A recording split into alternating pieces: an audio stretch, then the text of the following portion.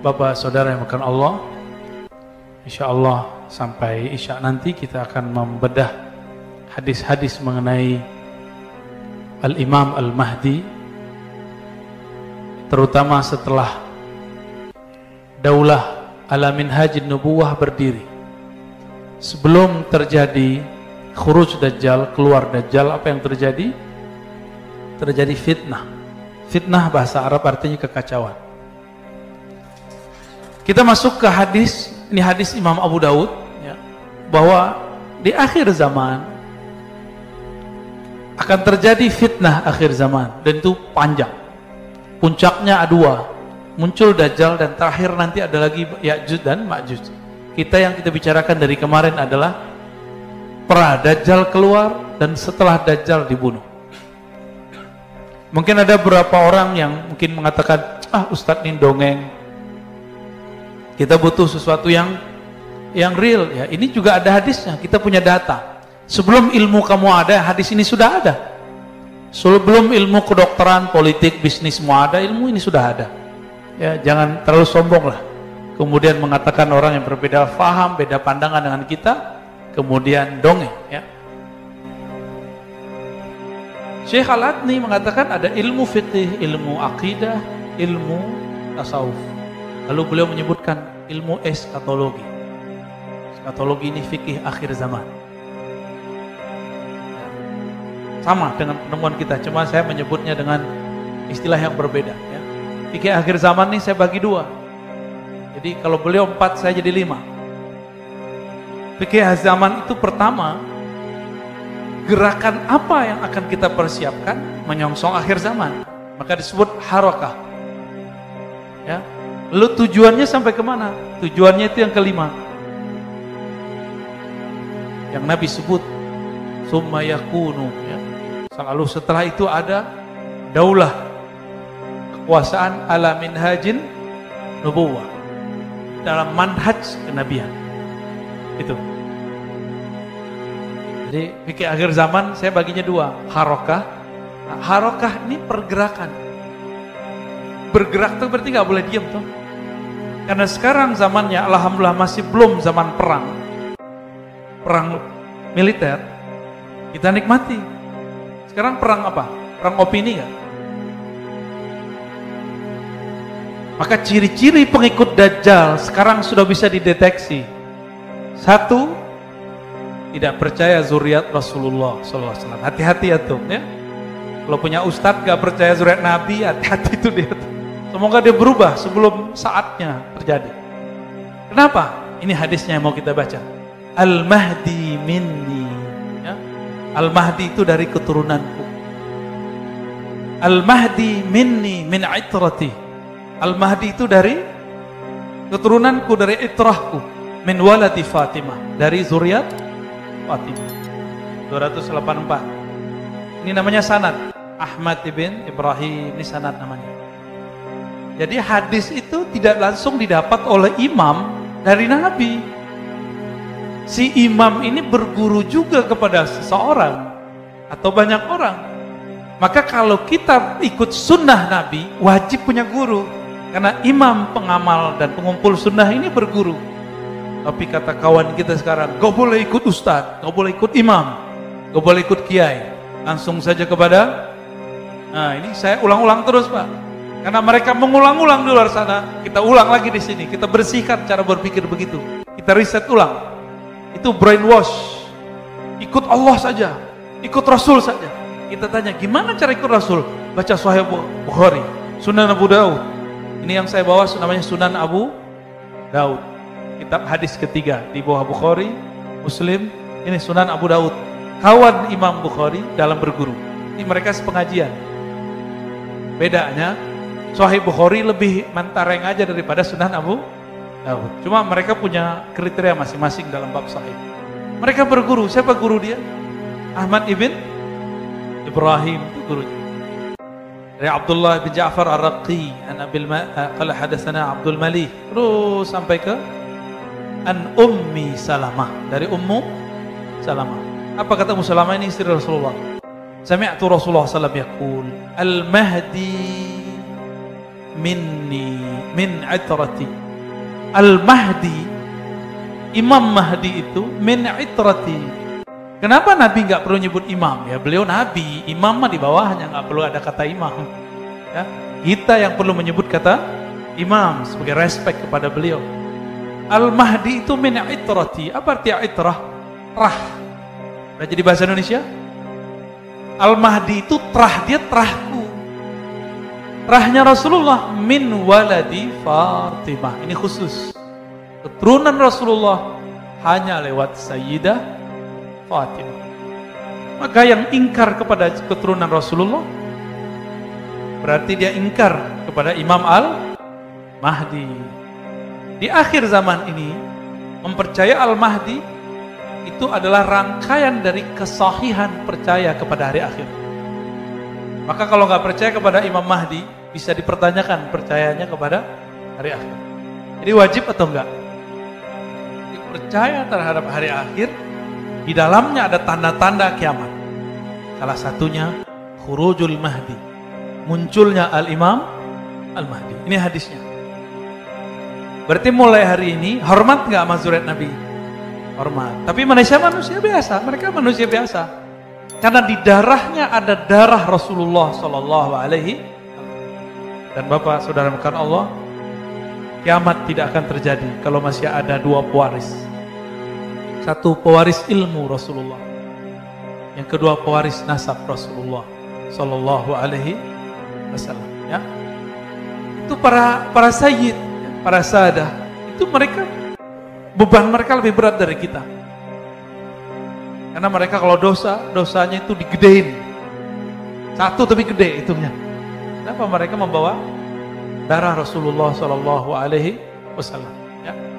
Bukan berarti para sayyid Habib ini tidak ada dosa. Mereka ada dosa. Sama kayak kita persis. Yang nggak belajar ya nggak jadi ulama. Yang dagang ya jadi pedagang. Yang sekolah, yang berpolitik jadi politisi. Sama kayak manusia biasa. Perbedaannya dia dipilih Allah menjadi zuriat Rasulullah SAW. Kita bukan. Gitu ya. Karena kita bukan zuriatnya dari sisi nasab, maka carilah nurnya dari sisi ilmu. Ini hadisnya. Hadis ini sahih ya. Oke. Ini satu riwayat. Di riwayat berikut Al-Mahdi minni. Ini mulai masuk ke intinya sebenarnya. Imam Mahdi itu keturunanku. Al-Mahdi artinya yang diberi guidance, hidayah. Hidayah itu turunnya kemana? Ke qalbu. Wa may yu'min billahi yahdi qalbah. Siapa yang percaya kepada Allah, maka Allah hidayahi qalbunya. Allah hidayahkan. Orang yang dapat hidayah namanya Mahdi. Maka pengikut Imam Al-Mahdi namanya Al-Mahdiyin. Ya. Apa arti Al-Mahdiyin? Orang yang kolbunya diberi petunjuk oleh Allah. Berdasarkan surat Taghabun tadi, wa may yu'min billah yahdi qalbah. Siapa yang percaya kepada Allah, maka Allah guidance kolbunya. Maka siapakah kriteria Al-Mahdiyin ini? Satu, dia mukmin. Mukminnya tidak hanya dengan mulut, tapi dia bergerak dengan kolbunya. Maka dia ahlul qulub, ya, ahli kolbu. Kolbunya hidup. Karena hidayah turunnya ke dalam kolbu. Jadi yang disebut Al-Mahdi ini dia percaya.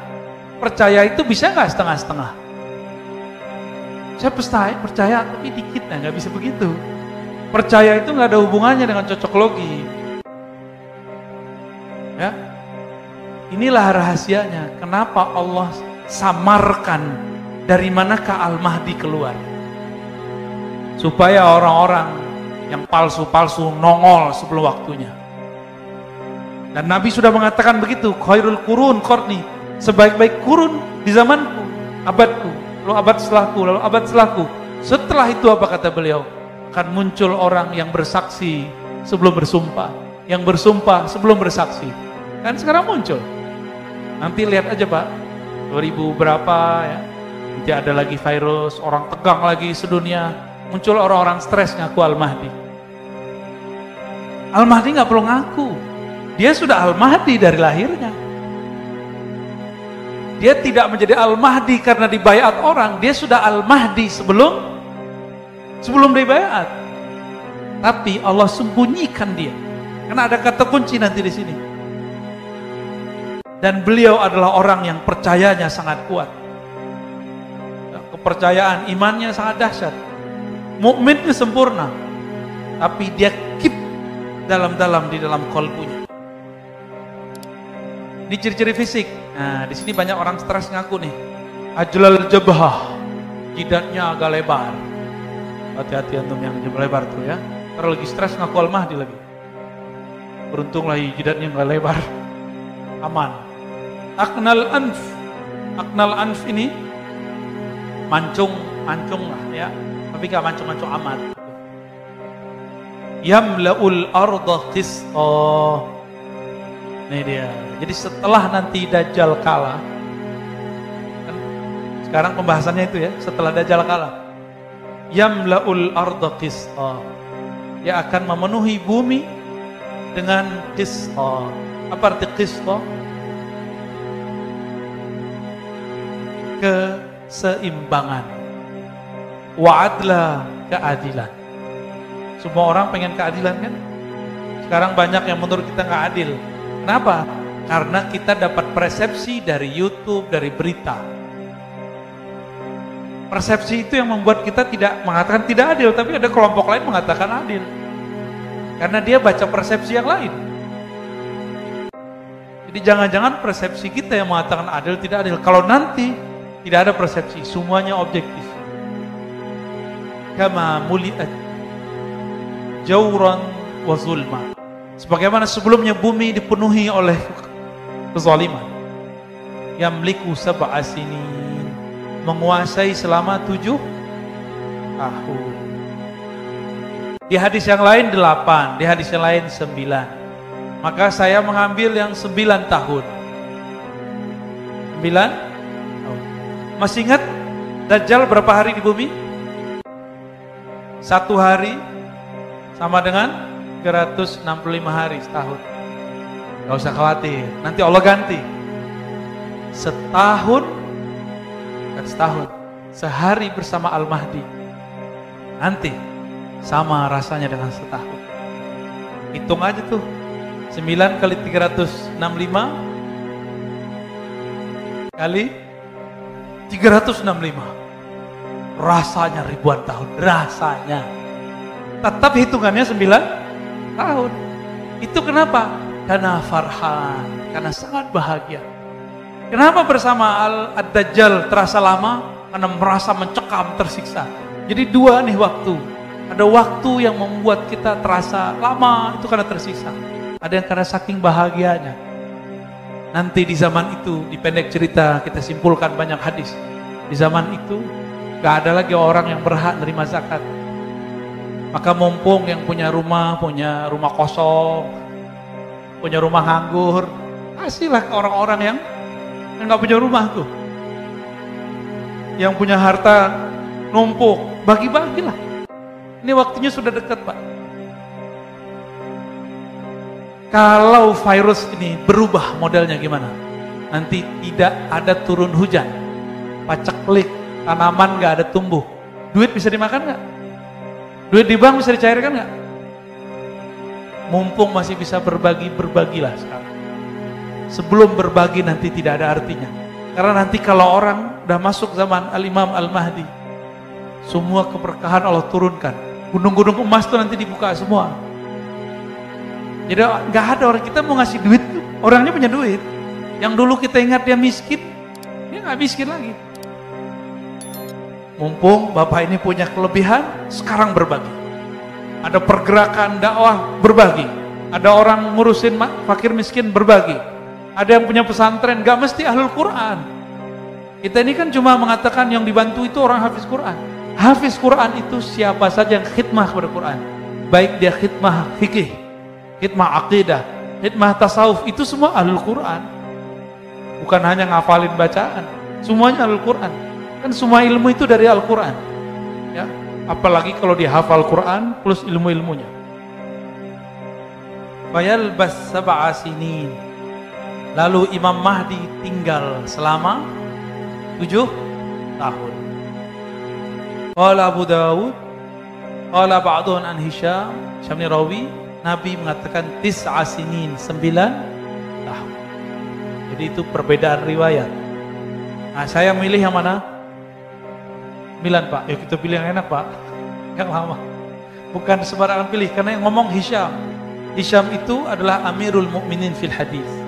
Ya, Amir dalam ilmu hadis. Meskipun hadis ini dhaifkan oleh sebagian ahli riwayat, tapi hadis ini diperkuat oleh setelahnya dan sebelumnya. Maka hadisnya walaupun ini ada yang nulisnya dhaif, tapi dia sudah menjadi hasan, ya. Hadis ini sudah naik menjadi hasan. Kenapa? Karena ada hadis penguat sebelum dan setelahnya. Ada teknik-teknik untuk meneliti hadis. Nanti saya cerita ba'da insyaallah. Nanti ada yang disebut sahih. Kapan hadis disebut sahih?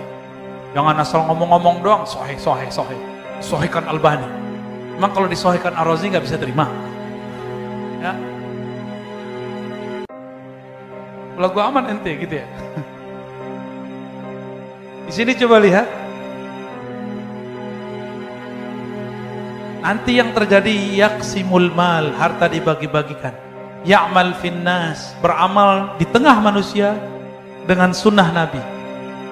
Berarti sebelum itu terjadi, sunnah tidak akan pernah tegak secara utuh. Maka jangan paksa sekarang kita harus syariat gitu. Tenang aja, sabar-sabar dulu lah. Rasulullah 13 tahun kok sabar di Mekah. Kemudian setelah sampai di Madinah, beliau tahan lagi. Sampai Fatu Mekah tahun ke-8 Hijriah. 13 tambah 8 berapa tahun? 13 tambah 8 21. Ini kita bakal nunggu gak nyampe sampai 21 tahun. Tenang aja.